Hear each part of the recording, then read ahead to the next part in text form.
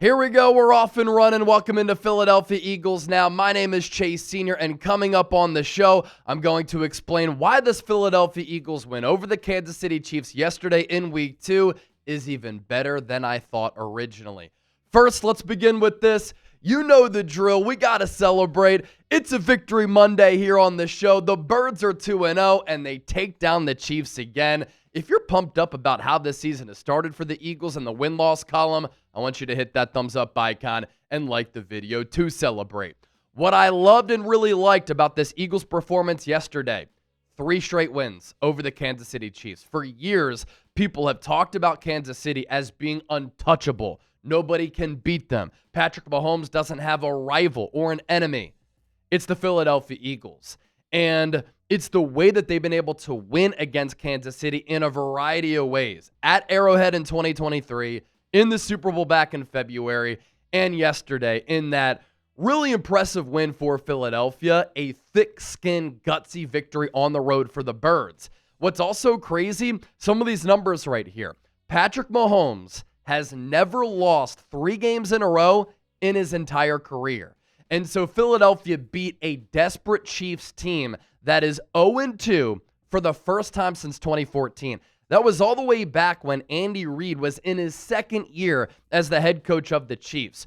Prior to yesterday as well, when Mahomes had gotten beat, he was 19-4 coming off a loss in the previous week.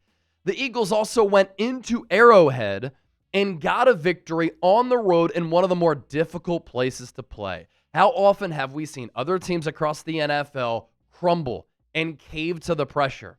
Wasn't the case yesterday. And what was so impressive was the environment from Chiefs fans and Eagles fans coming together to make it a sight to behold at Arrowhead. Fox Game of the Week, Super Bowl rematch, but you could tell Kansas City played with a lot of emotion and the Chiefs fans cheered on with a lot of emotion, yet Philadelphia was able to silence them. And the Chiefs in this game, with how they played, how physical they were, how spirited of a contest this was, same could be said for the Eagles on their sideline, of course, but Kansas City gave it their all. They pulled out all of the stops. Steve Spagnuolo blitzing ad nauseum. Andy Reid trying to get creative with trick plays. Patrick Mahomes trying to create with his feet. In the first half, he certainly did that. Eagles made the adjustments in the second half. But Kansas City did all of that, and they still lost, and the Eagles played overall probably a B-, C+ game. And this is what championship teams do, right? The Eagles made the big plays late, and the Chiefs did not. That's championship character. And this has really come to mind over the last couple of years with the Eagles, with how they're built. Stout along the offensive line, stout along the defensive line, good run game, quality coaching, and overall clutch play. The Eagles are like a boa constrictor. They don't always play pretty. That's fine. This is a city of Philadelphia. That's the game of football. But throughout the course of a 60-minute game, they will slowly suffocate you. Their talent and their depth and physicality will win out. And yesterday was another example of that. I really like how this young Eagles defense has made strides, and we'll get into that here coming up. Obviously, they've had some coverage breakdowns in the secondary, but that can be tidied up throughout the rest of the year. And this offense, mid again, very average. And we'll, of course, talk about that in further detail here on the show, but they were clutch when it mattered. And as I always like to say, I think this is such a great saying, context is always important. The Eagles played into February last year. They had a short offseason, a quick turnover. They didn't play at all in the preseason. And do people remember last year's start? And to that previous point too, like I remember covering the Eagles Super Bowl run, and the playoff run was thrilling, and it was crazy, right? Then the Eagles win the Super Bowl. We travel down to New Orleans, and we cover the team all week. Then the Eagles win the game. Then Chip and I, we fly up to Philadelphia for the Super Bowl parade. Right after that was the NFL Combine. Guess who's there? Howie Roseman, Nick Sirianni, and the Eagles contingent, their coaching staff, right? Right after the Combine, it's right into free agency. Right after that, right into the draft. Right after that, rookie minicamp, then OTAs, then mandatory minicamp, then training camp. The Eagles really didn't have much of a break, but for them to look fresh mentally, physically, spiritually. And to start the season 2-0, that's why I'm taking stock in this Eagles start, and that's why I think it is impressive. Now, talking about last year's start, just because the Eagles ended the year on such a hot streak, and following their Week 4 loss against the Tampa Bay Buccaneers, they didn't lose a game that Jalen Hurts had started or finished, and they only lost one game the rest of the way. That was when Hurts did get hurt. A lot of people lose sight of the fact that to start last year, the Eagles were a pretty bleak, average-looking team. And that's on offense, that's on defense, special teams as well, as Jake Elliott really struggled all year, especially early in the year. And how about how clutch he was yesterday? How about how great Brain Man was yesterday? Special teams matter.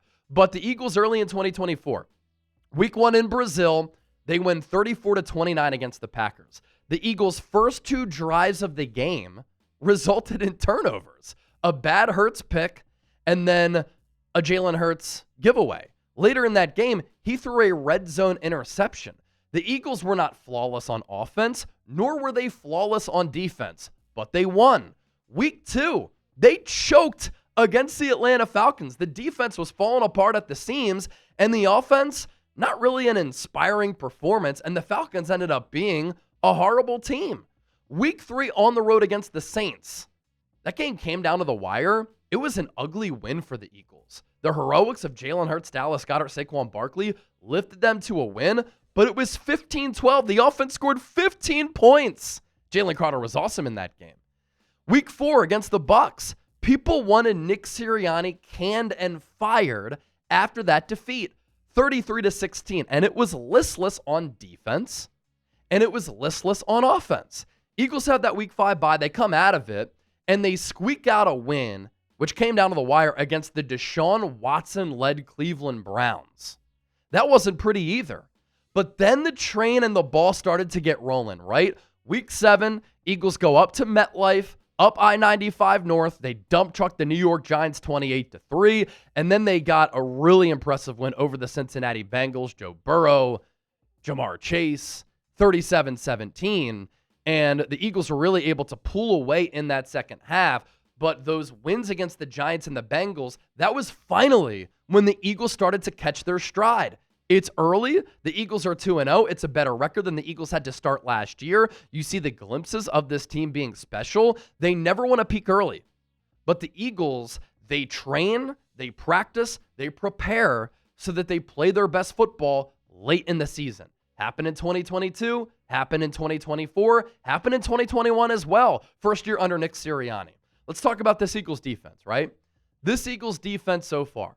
Keep in mind, they had to replace more than 4,000 snaps lost from the defense that was the number 1 overall unit in the NFL in 2024. And you think about the players who they lost, right? Brandon Graham, great leader, one of the best Eagles defenders of all time, has one of the biggest plays in the history of this organization. You lose Darius Slay, Pro Bowl, all-pro level corner. He played well last year, even though he was older. You lose Milton Williams. You lose Josh Sweat. You lose Isaiah Rodgers, who's playing well for the Vikings. I wish Howie Roseman brought him back.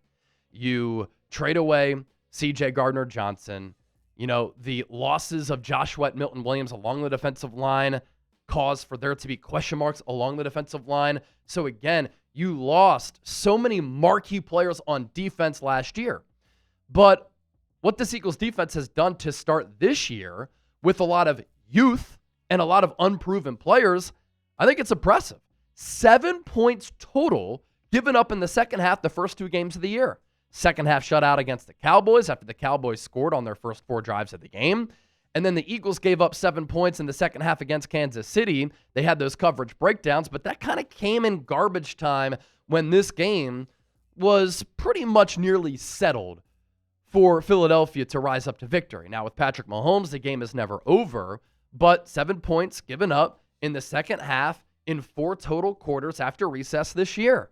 And these young players are really balling. You certainly see the growth and the potential of this Eagles defense. What I also like is that Vic Fangio's unit has been malleable. His play calling and his game planning has been malleable and flexible as well. He's willing to make adjustments. You think back to Super Bowl 59, a completely different game plan against Kansas City than we saw yesterday. And the Eagles back in February, well documented, they did not blitz Patrick Mahomes one time. Their front dominated the entire game, and they accumulated 26 pressures, 6 sacks, and a pressure percentage of 42.9%. They also played a lot of zone, and they confused Patrick Mahomes. Arguably had the worst game of his career. Turned it over 3 times, and that gave the Eagles momentum and scoring opportunities. How about this Eagles pass rush yesterday against Mahomes? 0 blitzes in Super Bowl 59. They blitzed 11 times on Sunday. The blitz percentage of 28.9%, the highest by far since Fangio has become the Eagles defensive coordinator. They get to Mahomes twice for 2 sacks. They have 10 quarterback hits, and they give up 17 points. And to Andy Reid and Patrick Mahomes, I know they're talent deficient, they surrender less than 300 yards. This was a beautiful coaching display by Vic Fangio. The malleability, making adjustments, and what I really like to start the year, how he has used the Eagles' defensive athleticism to his advantage, in addition to players who are athletic with versatility, like Jahad Campbell. Jahad Campbell is a weapon on this Eagles defense. And you think about what Howie Roseman did in the 2024 draft, Quinyon Mitchell in the first round, Cooper DeJean in the second round. Building blocks for this Eagles defense. Well, the early returns with what the Eagles have done with their 2025 draft picks in the first and second round looks pretty damn good. I mean, Campbell is being used as an off-ball linebacker. He's holding up in coverage. He's making plays against the run. He's being used as a blitzer, and he's being used as an edge rusher. Sky's the limit for him. He's making impactful plays already. And how about Andrew Makuba? Up and down in week 1, and in week 2, he did what he did at Texas. Always around the ball. At Texas last year, lowest passer rating when targeted among safeties. 11 PBUs, 5 picks. In the preseason, only preseason game that he played, what did he do? A couple of really good tackles, being able to sniff plays out, had the fumble recovery, the 75-yard pick 6. Yesterday, has one of the biggest plays of the game. The instincts to be around the ball, being able to read and react, being in the right spot at the right time. That comes with a cerebral nature and high football IQ. Now, Travis Kelce should have caught this football. Looks as though Travis Kelce is washed. Not the same guy, although yesterday he looked pretty solid. Better than he has recently.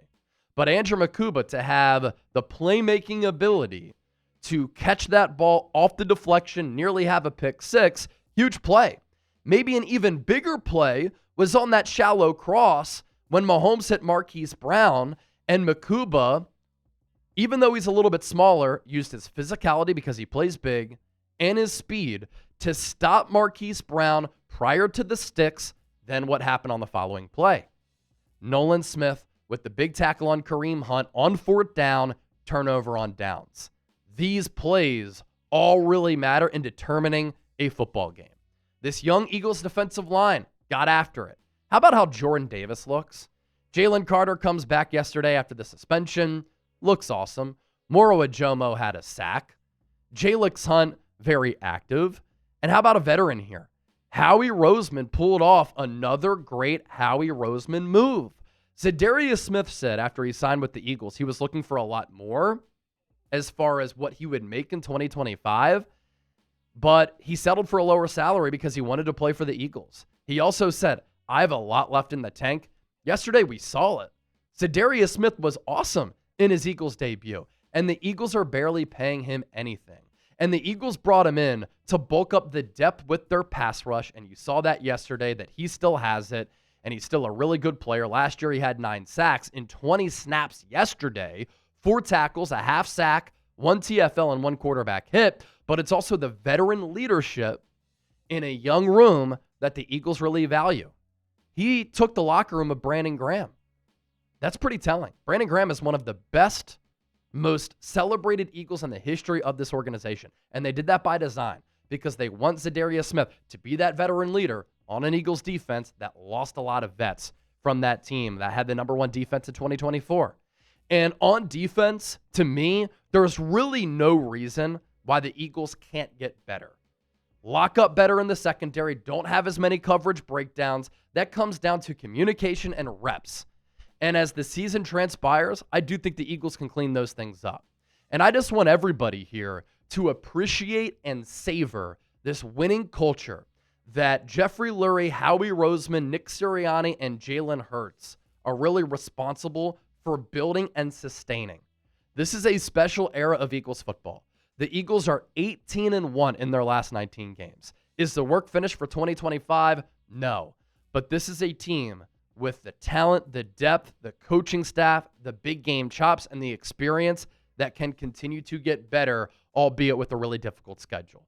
Now, coming up next, there are real concerns with this Eagles offense. Gotta dive into that. It is a big talking point. I also want to take a look at some crazy numbers from this Eagles victory that puts this dub in perspective. Our sponsor for today's Philadelphia Eagles now on this Victory Monday, though, Prize Picks.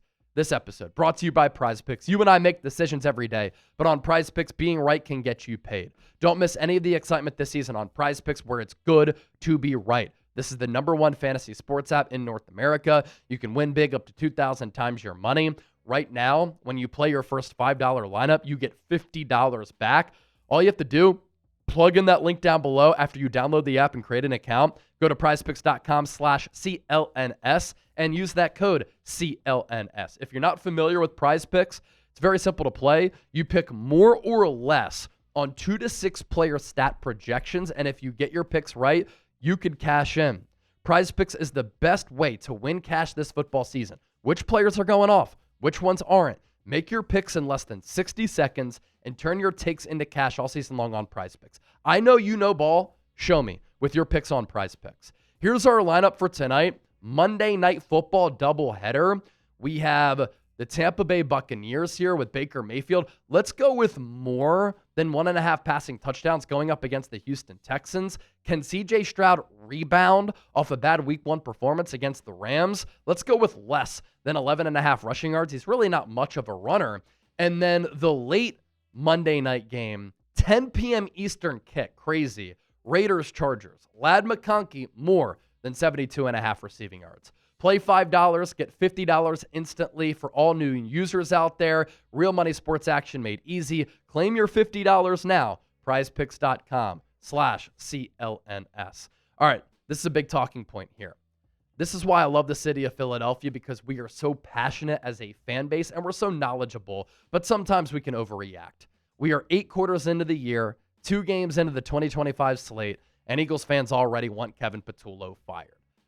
It's important to remember that this time last year, the Eagles offense with star-studded talent, they returned 10 of 11 starters from last year, got off to a slow start. And they were pretty average as an offensive unit collectively, running it and throwing it. And so mid-September, a year ago in 2024, for a team that eventually won the Super Bowl, led by Kellen Moore calling the plays on the offensive side of the pill, people were saying the same thing this time last year about Kellen Moore. He needs to be fired. Nick Sirianni needs to get canned. He can't get offensive coordinator right. What does Sirianni do? And I understand why some fans have PTSD, right? We saw what happened in 2023 when the Eagles had to replace an offensive coordinator. Shane Steichen became the head coach of the Colts. The Eagles internally promoted Brian Johnson. The Eagles got off to that awesome start. They fizzled late in the year because opposing defenses found the Eagles' kryptonite, and Philadelphia never adjusted. Now, they never used pre-snap motion. They had no answers against the blitz. They didn't run it enough. But under Brian Johnson's watch, the play calling, meh. So far under Kevin Patullo, another internal hire, replacing a coordinator who led an offensive unit that made it to the Super Bowl, people are saying Kevin Patullo ain't it. Now, I understand some of the play calling, the play designs, the passing concepts, they have not been great. This is Jalen Hurts' passing chart yesterday. I think Kevin Patullo and Nick Sirianni have gotten together and they've called plays and coordinated in a way where they just want the Eagles to not turn it over. They want Jalen Hurts to play clean, turnover-free football, and they're playing to win while managing the game. And I don't think it's bad to manage the game. But all throughout training camp and in the preseason, well, I should say training camp for Hurts because he didn't play in the preseason, the offense kind of looked the same. A lot of short passes, a lot of safe passes, not a lot of explosive plays. Hurts didn't really throw the ball downfield all that often, and he didn't throw a lot of touchdowns in these training camp practices. Yesterday, Hurts 15 of 22, a $101, no touchdowns, no picks, completion percentage over expected, plus 3.4%. And you can see here the only deep shot in a big spot to Devontae Smith downfield. Furthermore, this has been an issue the first 2 games of the year. Hurts, plenty of time, really good protection from his offensive line. He's kind of got all day to throw, and he's got space to navigate the pocket, trying to buy time to throw the ball downfield. But what do you see? Nobody's open, and everything is covered. This was the case against the Dallas Cowboys. This was the case yesterday against the Kansas City Chiefs. And the passing game, very vanilla. Again, this is play calling. These are play concepts. These are routes. This is overall offensive philosophy. But the Eagles' offense here, pretty predictable and easy to defend. I mean, everybody is literally locked up here. And what's alarming is that Hurts has all that protection. But remember, folks, Kevin Patullo has been an offensive play caller and a coordinator for 2 games. He's also gone up against 2 veteran coordinators his first 2 games. Matt Eberflus got a head coaching job for a reason. He was an awful head coach for Chicago, but he was a really good defensive coordinator for the Colts and a good defensive mind. Then week 2, Kevin Patullo is going up against one of the best defensive minds and defensive play callers in the history of the sport in Steve Spagnuolo.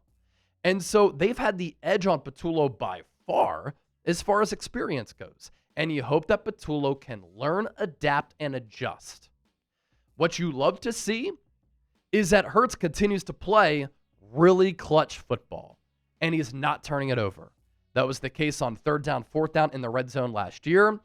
That's been the case so far this year. Jalen Hurts on 3rd down against Kansas City. He was 6 of 8, 59 yards, a rating of 95.3. And how about that 3rd down shot to Smitty? Now, against the Cowboys, I'm trying to look up these numbers on the fly. Jalen Hurts on 3rd down against Dallas was also incredible. A perfect 6 of 6, 78 yards, no touchdowns, no picks, a rating of 118.8, 7 carries, 32 yards, and a rushing touchdown. He directly impacted winning in week 1, directly impacted winning in week 2. Chris Jones can say all he wants. You didn't even have 100 yards. Well, Hurts had 101 passing, and the Eagles won the damn game. We won the effing game. Shut your ass up, as Jalen Hurts told him. Now, as for that 3rd down shot to Smitty, one of the biggest marquee plays in this game. And let's do some film study here because I love everything about this. The offensive line protection was great. Devontae Smith was able to win his route out of the slot on a little bit of a slot fade. And think about the down distance and situation here. You are at the 31-yard line. I know Jake Elliott was 2 for 2 on 50-plus yard field goals yesterday, but if you don't do anything here, it's another long field goal. You give the Chiefs life. You're only up 13-10, and it's a 3rd and 10. The Chiefs all-out blitz. No safety help. Hurts knows that Devontae Smith is matched up one-on-one, and he knows there's no safety back there for him to take this shot. Next photo. What's awesome about this play, you notice how Saquon Barkley on the first image was flanked to Hurts' right? How about the pass protection here from Saquon? We always love what he does as a runner, as a pass catcher, as an athlete, the explosive plays of 10-plus yards, and how he's a home run threat last year, Offensive Player of the Year.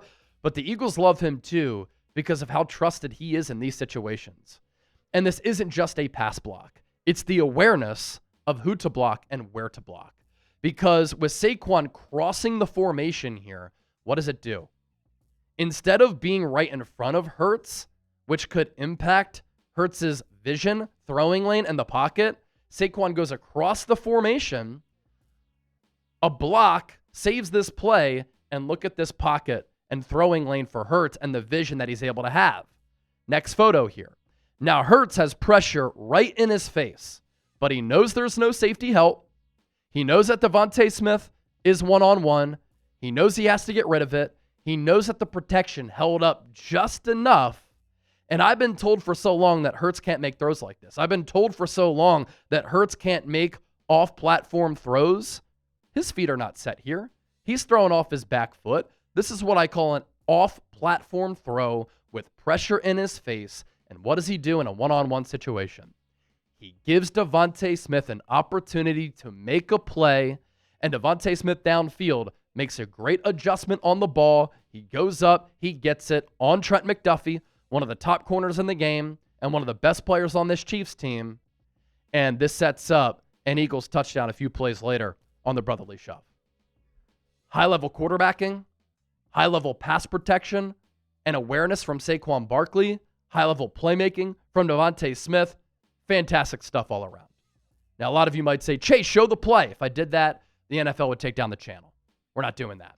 All right, some crazy numbers here that I want to get to as well.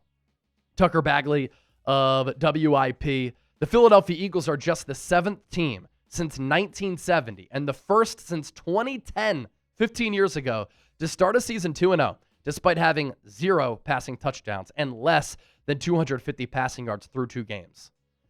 Obviously, pass game needs to improve. I think it will over time. They're too talented not to. They've been so successful as a team not to. But this is playing all-around complementary football right here and finding ways to win. Brooks Cabina of The Athletic. The Eagles' 216 yards tied for 4th fewest by a winning team since 2000 on an offense that too often chased big plays in offensive coordinator Kevin Patullo's second game. It's like coming home to a home-cooked meal and the steak's a little bit rough. Truth. Good way to put it. Eagles can get better. Zach Berman. This is why it's so important to win the turnover battle. And in the NFL, teams win somewhere in the neighborhood about 80% of games when you win the turnover battle. That's especially true under Nick Sirianni. And this is why he preaches ball control, ball security on offense, forcing turnovers on defense. This is something the Eagles always practice. Under Nick Sirianni, the Eagles are 36-2 when they win the turnover margin. They are 8-7 when the turnover margin is even. They're 12-14 when they lose the turnover margin. That's why it's so important to win the turnover battle. Sheil Kapadia of The Ringer. The Eagles' record the last 2 years when they have fewer than 100 net passing yards, 4-0. The rest of the NFL when they have fewer than 100 net passing yards, 5-17. And Sheil puts it perfectly, right? Might be perfect for it being a Philadelphia team. And it is, but it also goes to show you how deep, complementary the Eagles are, how well-rounded they are, and their late-game execution. Now, oftentimes, these 50-50 games late that are close can go either way, but the Eagles do such a great job with finding ways to win them, but it's also how they're built in the trenches that they're able to outlast opponents. Lastly, other takeaways here. I think we saw on Sunday why the Tush push is going to eventually get banned. This was a national spot, Fox Game of the Week. I imagine the ratings are going to be insane. Probably more than 20 million people watching. The numbers on Eagles Now were crazy, but the Eagles ran the Tush push a lot, and a lot of people complained about it. And people would slow the plays down and say that the Eagles were committing false starts while also ignoring that the Chiefs were also offsides on some of the plays. A lot of people don't think it's a football play. I think it is. This is smash mouth football. This is winning man on man. This is hat on hat. I think football is all about physicality, exploiting an opponent's weakness, tapping into what you do well. And if you don't like it, try to stop it. But a lot of people complaining about the Tush push. You had Dean Blandino on Fox said, I'm done talking about the Tush push. There's so much controversy with this play, and people want it banned so badly, partially because it's the Philadelphia Eagles and they're the only team that does it well. Jalen Hurts is the reason why the Tush push is successful. There's a reason why no other teams and no other quarterback can run it like Hurts can, because he can squat a house. But with all of the controversy and all of the Zapruder film coming out of this game, I think this is why after the year, it will get enough votes for it to get banned, even though the Eagles are the only team literally that can do it well at the college and pro level. What I also found out, man, the Chiefs won so much in years prior up until this year when they started 0-2. They're not used to losing. And you see that from Chiefs fans and beat writers. Such soft crybabies just complaining on social media. I mean, come on now. You've made it to 5 Super Bowls, and you've won 5 AFC Championships games in the last 6 years. And now they're 0-2, and they're complaining about Eagles fans, the tush push, officiating. Really, that's rich, because the Chiefs have been in the back pocket of officiating crews for years. But beat writers and Chiefs fans, absolute crybabies. They're saying that they lost the game because of the tush push. Kansas City lost due to the Travis Kelce drop, which would have resulted in a touchdown, at the least a field goal, maybe a momentum-altering play and sequence. Instead, it changed the momentum and flipped it in the favor of the Philadelphia Eagles because Andrew Makuba picked that pass off. They didn't lose because of the tush push. They lost because of the Travis Kelce drop, which resulted in an INT. That took points off the board. Harrison Butker missed a 58-yard field goal early in the game, and the Eagles executed late with clutch plays. The Chiefs did not. The Eagles have also put together a better team than Kansas City. Some people try to tell me prior to the Super Bowl, Brett Veach is a better GM than Howie Roseman. Howie clears. Positive development, Saquon looks like Saquon. Hard-earned yards yesterday, but he looked awesome and explosive. Adoree Jackson, to his credit, Vic Fangio said he needed to improve his technique. He did. I thought he played better, but keep in mind, Chiefs are very talent deficient at wide receiver. And got to give a shout out to the special teams. Jake Elliott, incredible. Last year, 1 of 7, 50+. This year, 3 of 3.